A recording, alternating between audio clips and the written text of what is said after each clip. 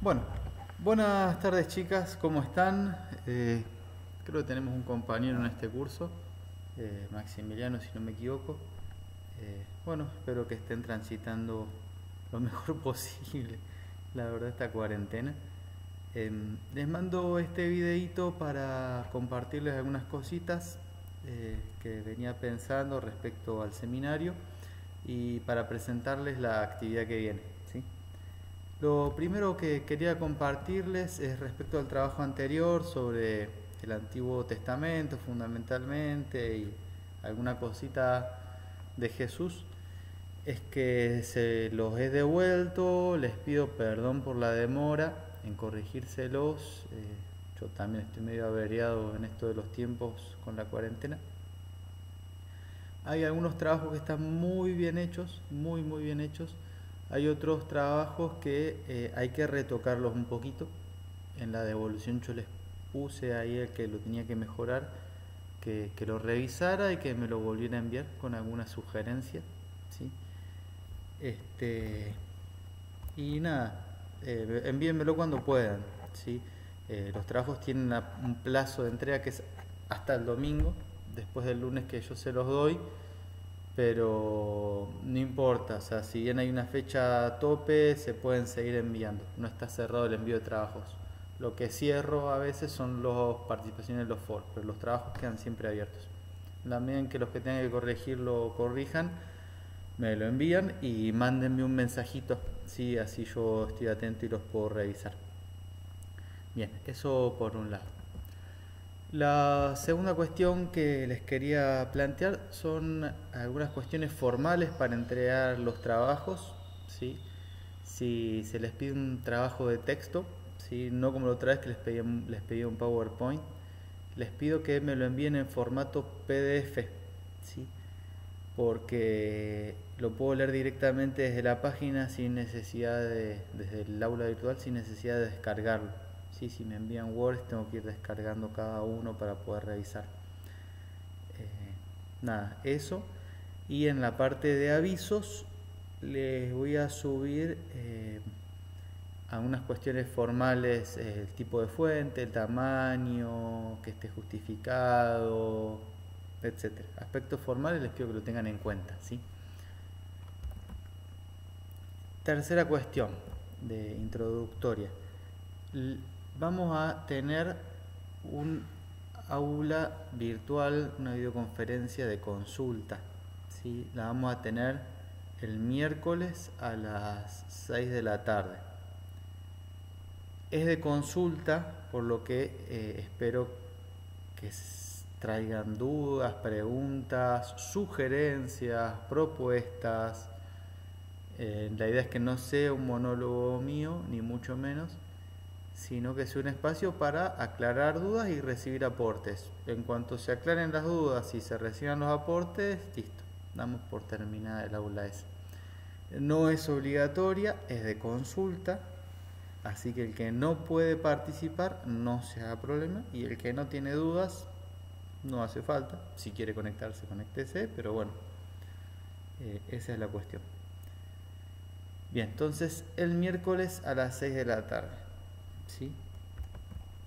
Y vamos a habilitar un foro dentro del aula para que puedan ir mandando mensajes ahí. Algunas me han mandado mensajes privados por el aula virtual, pero vamos a habilitar un foro para que puedan hacer las consultas y las propuestas, sugerencias, dudas y todo por ese foro. Así las respuestas que se den las reciben todos y a lo mejor otros compañeros pueden aportar para las dudas de otros, ¿sí? Vamos construyendo entre todos. Bien, eso es todo respecto al introductorio que les quería plantear, ¿sí? Del seminario en general. Lo que quiero introducirles ahora es el siguiente tema, ¿sí? Estamos en el primer eje del seminario, que se llama Vayan y Anuncien. Es un nombre metafórico, ¿sí? Y el subtitulito aclaratorio dice: desde la pedagogía de Dios a la pedagogía de su iglesia. Bueno, me parecía interesante jugar con la metáfora del símbolo, pero también poder precisar un poco más a qué responde esto y por qué vemos a Dios como pastor en el trabajo, y vamos a trabajar hoy sobre la figura de Jesús, y era una de las preguntas del PowerPoint. El tema es el siguiente: nuestra manera de anunciar a Dios, a Jesús, su propuesta de reino, va, que eso es la pedagogía de la fe, ¿no? El modo, sí, más que el modo, la pedagogía propiamente dicha de transmitir la fe, tiene que ir de la mano de la pedagogía que Dios tiene con nosotros, ¿sí? Por eso vemos cuál es la pedagogía que se refleja en la Biblia, ¿no? Para poder, aprendiendo la pedagogía de Dios, incorporar o asumir sus elementos pedagógicos y enriquecerlos con lo que las ciencias nos han aportado en todos estos siglos, ¿sí? Desde la psicología, desde la sociología, desde la didáctica, desde la pedagogía en sí misma, ¿sí? La pedagogía catequética, la pedagogía de la fe, tiene, me parece a mí, que estar enriquecida con todas estas otras ciencias, ¿sí? Porque si no, ¿por qué es tan distinto de otras disciplinas que van a tener que enseñar en la escuela, ¿no? Bueno, sí, tiene una particularidad que tiene que ver con la propia experiencia, pero si sabemos que un niño no puede comprender algunas cuestiones, no tiene reversibilidad del pensamiento hasta cierta edad, hay cuestiones abstractas que recién a partir de X años se puede el niño asumir, entonces no hagamos planteos teóricos, sino más bien experienciales y existenciales de Dios, ¿no? Todo acorde a cada edad. Bien, entonces, habiendo hecho esta introducción, vamos a este tema, ¿no? El primer ítem era la pedagogía divina y reconocer a Dios como pastor, ¿no? Eso fue el tema que vimos anteriormente. Lo que vamos a hacer ahora es introducirnos en un segundo aspecto de este primer eje, que son los rasgos característicos de la pedagogía de Jesús, ¿sí?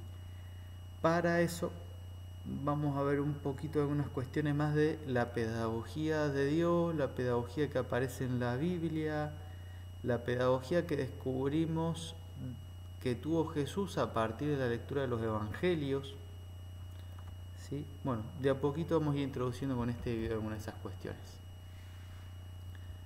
Respecto a la pedagogía de la Biblia, ¿sí? Una cosa fundamental es entender esto. La Biblia es un conjunto de libros, ¿no? Son 73 libros, la gran mayoría en el Antiguo Testamento. Fue escrita por un montón de gente a lo largo de mucho tiempo, ¿sí? Tenemos, por ejemplo, el Evangelio de Lucas. No lo escribió una persona sola sentada en un banco llamado Lucas. Lo escribió la comunidad que tenía la espiritualidad de Lucas, que era su líder o su dirigente.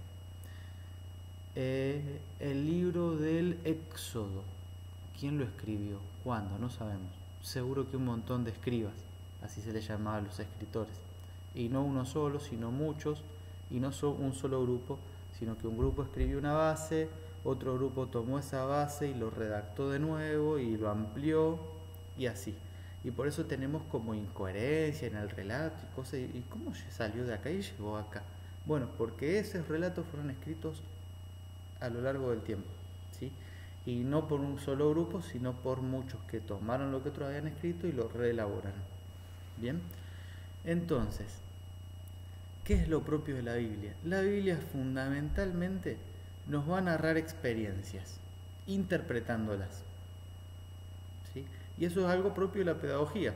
La Biblia muy rara vez nos va a dar un discurso abstracto, filosófico, teórico de Dios y de cómo Él actúa, bla, bla, porque Dios es... No, en la cultura judía eso no existe. La cultura semita y también la de los orígenes del cristianismo, porque eran fundamentalmente judíos y algunos griegos, tienen un pensamiento muy concreto. Y esto se ve reflejado en que para hablar de Dios y para decirnos quién es Dios, nos va a narrar experiencias de cómo interviene Dios en la historia. Pero no hay experiencias peladas, sino experiencias interpretadas. Entonces, por ejemplo, nos va a narrar el libro de el Éxodo, ¿sí? De cómo Dios sacó de Egipto al pueblo judío que estaba esclavo, sometido a la opresión, y que Dios escuchó el clamor de su pueblo, e intervino, mandó las plagas, los sacó al desierto y los hizo caminar durante 40 años por el desierto hasta llegar a la tierra prometida. Bien, eso es un hecho, una experiencia. Es una experiencia interpretada, porque eso no lo escribieron los que hicieron ese camino, ni los hijos de los que hicieron ese camino. Eso se escribió en torno al 580 a.C., décadas más, décadas menos, y están hablando de una experiencia de 2000 años antes. ¿Sí? ¿Qué se sabe con exactitud del Éxodo, por ejemplo? Muy poco. Se sabe que un grupo de personas eran esclavos en Egipto y hicieron un traslado nómada por el desierto hasta llegar a la tierra de los cananeos. ¿Sí? Bien, a partir de ese acontecimiento, el pueblo interpreta eso a la luz de lo que necesita. El pueblo, cuando fue escrito el Éxodo, estaba siendo esclavo del imperio babilónico, ¿sí? En el 580 que les digo. En el 587 fueron invadidos y desterrados. Durante el exilio en Babilonia y al empezar a volver, se escribe el Éxodo. ¿Por qué? Para alentar al pueblo a la vuelta, a la liberación. ¿Cómo? Narrando algo de hace 1500 años. ¿Por qué? Porque así como Dios intervino aquella vez liberando al pueblo y acompañándolo por el desierto con tantas dificultades, hoy también Dios va a intervenir y nos va a sacar de este exilio. ¿Sí? Entonces ahí tenemos algo bien clarito de la pedagogía de la Biblia. ¿Sí? Narra experiencias interpretándolas y interpretando a Dios para acompañar la vida de hoy del pueblo. ¿Sí? Entonces cuando nosotros hablemos con los chicos de la catequesis, no les contemos cosas no significativas para la vida de ellos. No les enseñemos cosas de Jesús porque hay que enseñarlas. Tomemos las que son significativas para ellos hoy, porque si no, no va a tener sentido. Y si no tiene sentido, Dios no va a ser alguien vivo y real para ellos, sino alguien del que me hablaron, que dicen que existe, pero que no tiene nada que ver con lo que me pasa a mí. Primer dato de la pedagogía de la Biblia. Y les dije otra cosa más, interpretando los hechos e interpretando el actuar de Dios. Y yo les dije en un momento, porque dice que el Éxodo, si se quieren fijar, creo que es en Éxodo 2:26, versículo 26, dice que Dios escuchó el clamor de su pueblo y decidió socorrerlos. Entonces ahí me está hablando de Dios y de características de Dios. Entonces si está interpretando a Dios, ¿Dios es así? ¿Es el Dios? ¿O es el Dios en el que creen las personas que escribieron eso, al cual nosotros adherimos, ¿no? Nosotros creemos que Dios escucha el clamor del ser humano y sale a socorrerlo de maneras misteriosas, ¿sí? Y a veces incomprensibles, pero lo hace. Bien, dato de la pedagogía de Dios. Dios siempre se va a manifestar en todo el texto bíblico como quien está presente y acompaña, y como quien interviene en la historia. ¿Sí? Y esto es pedagogía. Dios está presente y acompaña de un modo cercano. Y esto puede tener nuestra pedagogía también, digamos, ¿no? Hoy se habla mucho de la pedagogía del encuentro, de la pedagogía de la cercanía. ¿Sí? Toma de la inteligencia emocional y le aplica a la educación para esto de, por ejemplo, lo hemos reflejado hoy en las prioridades pedagógicas del buen clima institucional. Pedagogía de la cercanía. Dios siempre se va a manifestar en la Biblia como quien escucha, está atento, está cercano. Les puse el ejemplo del Éxodo, les puedo poner ejemplos del libro de los jueces, El pueblo era invadido por un vecino, Dios intervenía, llamaba a un juez, lo convocaba. Sansón, ¿se acuerdan ese de las melenas largas que le cortan el pelo y pierde la fuerza? Por ejemplo. Y elige a esa persona para que intervenga y salve al pueblo. Ahí está, Dios que escucha, que acompaña, que está cercano y que interviene de maneras extrañas. ¿Sí? En el libro de los Reyes, cuando dice que no había profecías y el pueblo estaba siendo invadido teóricamente, podríamos decir, por otra religión. En realidad, pueblos cananeos habían invadido la región y habían traído a sus dioses, y los judíos se casaban con cananeos y cananeas, entonces se iban mezclando. Entonces, en esa situación de problema religioso, Dios envía profetas, lo envía el profeta Elías, lo envía el profeta Eliseo, interviene, está presente y acompaña, ¿sí? En última instancia, la gran intervención de Dios es Jesús, ¿no? Dios está tan dispuesto a acompañar al hombre que Él mismo se hace historia y se pone a caminar con nosotros, ¿no? Dios, que es Dios allá lejano.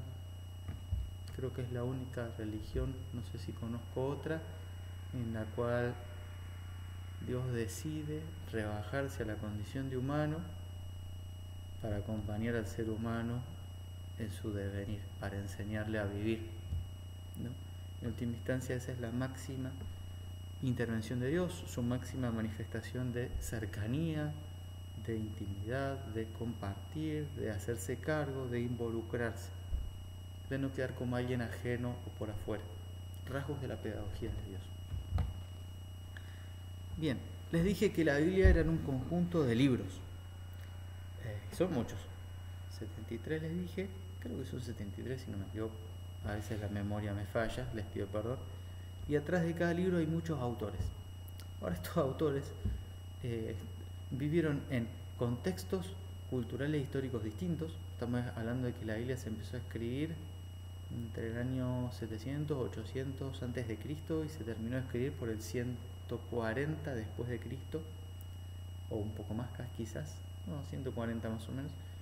Entonces estamos hablando de 9 siglos de escritura.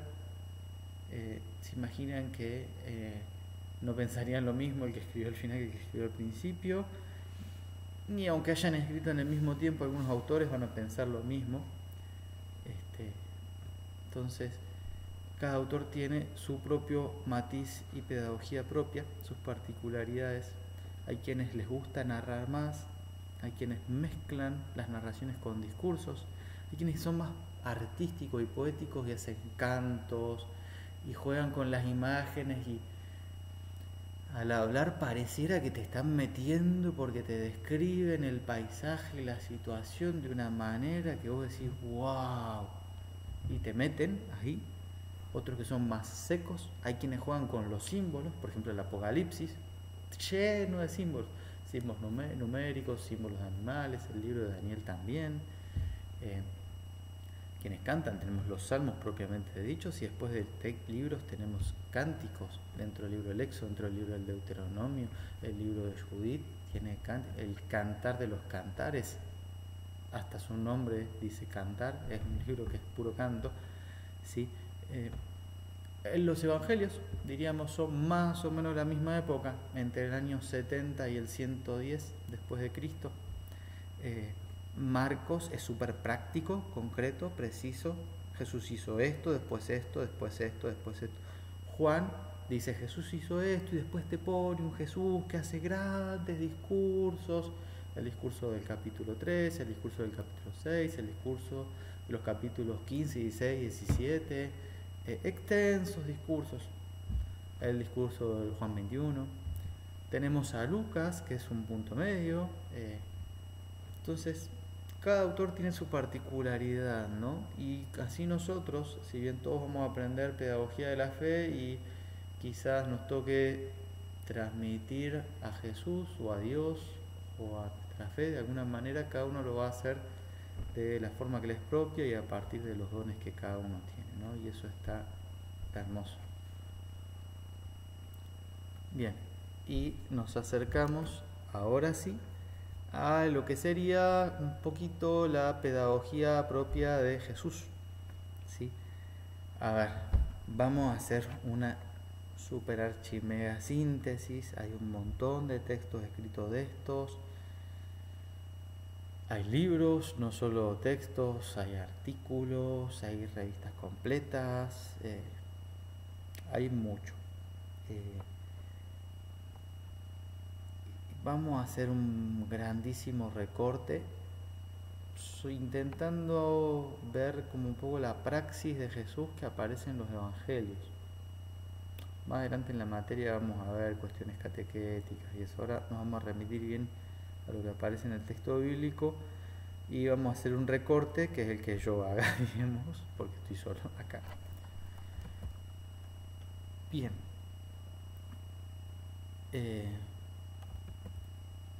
Tenemos en Jesús una particularidad muy interesante. Lo que vamos a leer en la Biblia no es texto de Jesús, sino que es lo que escriben personas acerca de Jesús, de lo que Él hizo y dijo. Y no escriben personas que estuvieron ahí presentes, sino personas que alguien les contó. ¿Sí? Entonces Pedro estuvo ahí viendo, y el que va a escribir es Marcos, el Evangelio de Marcos. Marcos, que era discípulo de Pedro. Marcos, que es discípulo de Pedro, que escuchó lo que Pedro le dijo, que Jesús dijo, escribe. Y no es solo Marcos, ¿no? Es la comunidad de Marcos, como les decía. Entonces, no tenemos ahí lo que Jesús dijo y hizo, sino lo que la transmisión oral fue diciendo. Ojo, no es lo mismo hoy que contar un chimento. En aquel momento que no había escritura, todo era transmisión oral, que no había libros para dejar escrito. Entonces se es muy fiel en eso. Si vamos a comunidades del norte del país, de Catamarca, que no tiene la oportunidad, yo iba a misionar muchas veces por esa zona, tienen tradiciones de pueblos orales, de experiencias de algún antepasado, y es increíble como te la cuenta una persona y como en otra situación, en otro año, en otra casa, en otro lugar, te cuentan lo mismo y hasta repiten las pausas para respirar. Más o menos hay que pensar algo así. Transmisión oral, pero con mucha memoria, ¿sí? Muy fiel, bastante fiel diría yo. Pero no deja de ser transmisión oral y lo que cada uno toma del relato y cómo cada uno interpreta lo que Jesús dijo o hizo, ¿no? Bien, en el Evangelio podemos ver como dos cuestiones muy claras. Jesús tiene siempre la misma pedagogía, pero la va a vivir de dos maneras distintas. De una manera antes de la muerte y resurrección y de otra manera distinta después de la resurrección. Siempre el mismo estilo, de dos perspectivas distintas. ¿Por qué? Porque su manera de estar presente cambió. Entonces, antes de resucitar vamos a encontrar a un Jesús que está ahí, la gente se le acerca y él, como está ahí y vive y experimenta, conoce lo que a la gente le pasa. Después de la resurrección vamos a encontrar a un Jesús que en vez de que la gente va a buscarlo, él se hace el encontradizo y va a buscar a la gente y le pregunta qué les pasa. Lo mismo, le interesa la realidad de la persona. Antes de resucitar, comparte la vida, comparte la experiencia del pueblo, porque él era parte del pueblo, entonces sabía de qué se trataba. Después de la resurrección se acerca y pregunta, ¿qué les pasa? Bien, otra cosa, por ejemplo, de la pedagogía de Jesús, Jesús cuando se encuentra con alguien, generalmente, casi siempre, pregunta, bueno, ¿qué querés? ¿Qué quieres? Se encuentra con un ciego, el ciego le grita, lo llama, dice, bueno, ¿qué quieres que haga por ti? Y uno diría, ¿por qué pregunta pelotuda? ¿Qué va a querer? Que le cure la parálisis, si es ciego. Bueno, pero Jesús quiere, insiste en que la persona le diga, me pasa esto, necesito esto, quiero esto. Hace que la persona se exprese en su problema, con todo lo que eso implica, ¿no? Y que hoy conocemos gracias a la logoterapia, a la psicología. Eso es algo propio de la pedagogía de Jesús. ¿Qué querés? ¿No? Se involucra con la realidad. Él era carpintero, trabajaba, era pobre, no era alguien que estaba sentadito, escondido.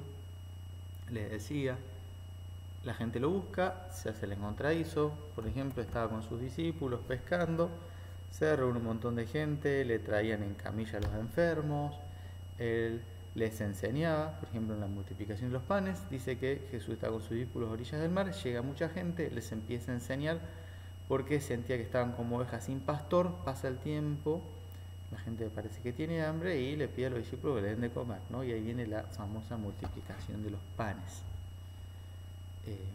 Bien, la gente va a su encuentro, Jesús los atiende, Jesús se involucra con su necesidad. Che, estuvieron todo el día acá y no comieron nada, muchachos, está todo bien con enseñarles de Dios, pero hay que darles de comer, ¿no? Entonces ahí está Jesús que se involucra. Jesús que habla siempre a partir de elementos de la vida cotidiana. El reino de los cielos se parece a un grano de mostaza. El reino de los cielos es como la mujer que pone levadura en la masa. El reino de los cielos es como el candelabro que se pone arriba de la mesa y no abajo de ella para que alumbre. Cosas cotidianas, ¿sí? Habla de la siembra. El reino de los cielos, ¿con qué podremos comparar el reino de los cielos? El reino de los cielos se parece al sembrador que salió a sembrar la palabra.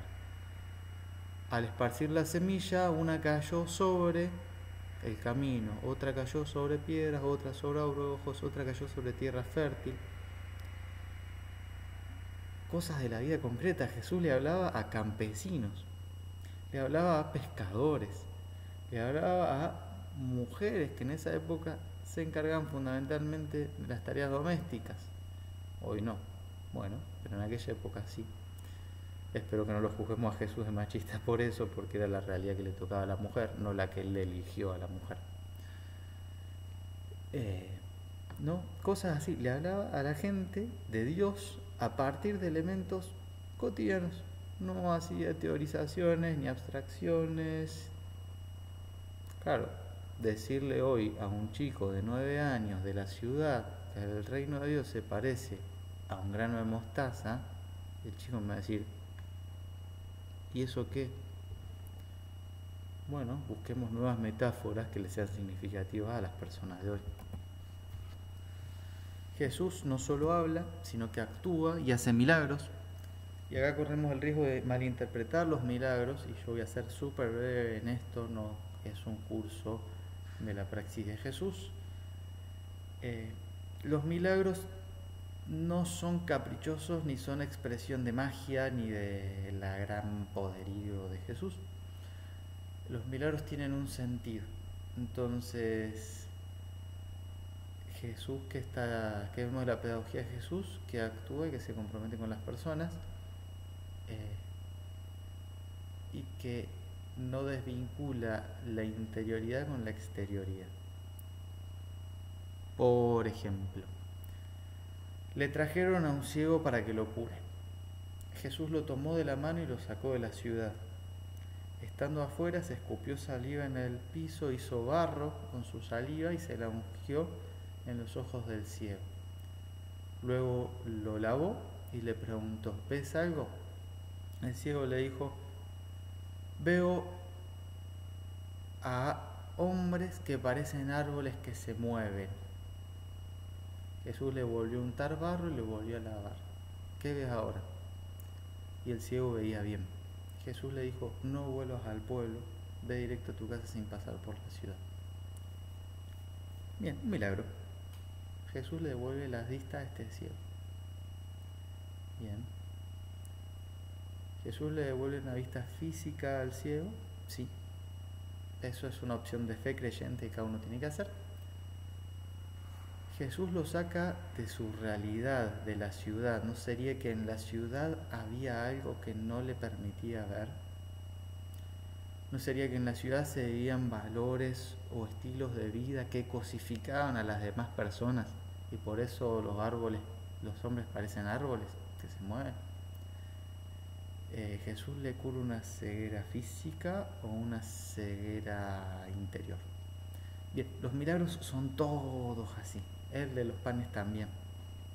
Jesús multiplicó los panes o creó el milagro del compartir.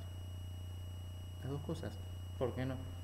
Bien, los milagros son por algo y para transmitirnos algo. Ahí hay otro rasgo de la pedagogía de Jesús, ¿no? Es procesual. Jesús es procesual. Por ejemplo, con este ciego lo cura en 2 momentos. Con los discípulos que le seguían, avanza todo el Evangelio y les dice y les explica quién es Él, quién es Dios, cuál es la actitud, qué es lo que hay que hacer, qué manera hay que comportarse, cómo tiene que ser la fe. Jesús lo capturan, los discípulos están aterrados, Pedro violento, agarra una espada, le corta la oreja a uno, lo abandonan. ¿Dónde quedó él? No devuelvas mal por mal. ¿Dónde quedó el que a la espada mata, a espada muere? ¿Dónde quedó el hecho de la fe y el abandono y la confianza? Jesús es procesual con sus discípulos les lleva todo el Evangelio, tratar de entenderlo, no lo entienden. Jesús muere sin que sus discípulos logren entenderlo. Recién al resucitar y después de varias veces que se aparece resucitado, los discípulos entienden. Entonces, Jesús tiene una pedagogía muy procesual y que respeta los tiempos de cada uno, ¿no? No se enoja con Pedro porque lo traiciona, con Judas porque lo traiciona, ni con Pedro porque tiene miedo y lo niega. Acompaña el proceso. Bien, y de Jesús nos vamos a la pedagogía de la iglesia, pero nos vamos a remitir de la iglesia primitiva, ¿no? De Pedro, de Juan, de Santiago, de los primeros discípulos. No vamos a hablar de la pedagogía de la iglesia hoy, ¿sí? Así como Jesús asume un proceso y todo eso, bueno, la iglesia primitiva va a asumir un proceso para transmitir la fe. Lo vamos a ver bien reflejado en el libro de los Hechos de los Apóstoles. Lo vamos a ver reflejado en el libro de Lucas. Lo vemos en el libro de Juan, cuando Jesús habla con una mujer de Samaria. ¿Sí?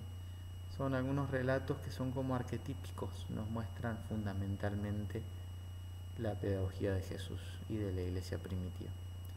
Pedro va a dar el primer discurso después de la resurrección de Jesús y va a hablar primero de la resurrección y después le va a explicar quién fue ese Jesús que resucitó.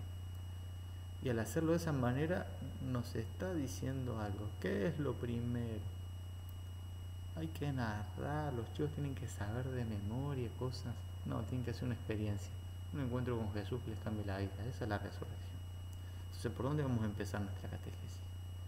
¿Por enseñar doctrina o por experiencia? Yo me acuerdo que les pedí en la primera actividad, junto con la planificación, que puedan compartir si ustedes habían tenido algún proceso, participado de algún espacio o experiencia. ¿De qué vamos a hablar? ¿No? Bien. Se terminó este video introductorio. Yo les voy a mandar la actividad, la van a ver junto con el video, de hecho, en simultáneo, ¿sí? Les voy a pedir que lean después de ver este video. Yo se los voy a explicar en un escrito. La idea es que puedan ver este video primero, después puedan leer un fragmentito de este libro que yo les voy a mandar escaneado, y les escaneé unos artículos de unas revistas, Misión Joven, de la Congregación de los Salesianos, ¿sí? La idea es que puedan leer esos 2 artículos. Después les voy a pedir que trabajen con un texto bíblico del libro de Lucas. Trabajen con un texto bíblico, les dije, no sé. Bueno, texto bíblico del Evangelio de Lucas, del final, del capítulo 24. Jesús ya resucitó, ¿sí? Con una consigna que la van a encontrar escrita, que básicamente les pido que separen el texto en etapas del proceso que tiene Jesús con estos discípulos, que le puedan poner un nombre a cada etapa y explicar de qué se trata cada etapa. Y después les voy a enviar un artículo de Buenas Nuevas, que es un centro de formación catequística, para que puedan revisar un poco el proceso que habían hecho hasta ahí, ¿sí? Bueno, saludo, espero que nos estemos viendo el miércoles con quienes lo necesitan y espero los trabajos de esta semana. Suerte.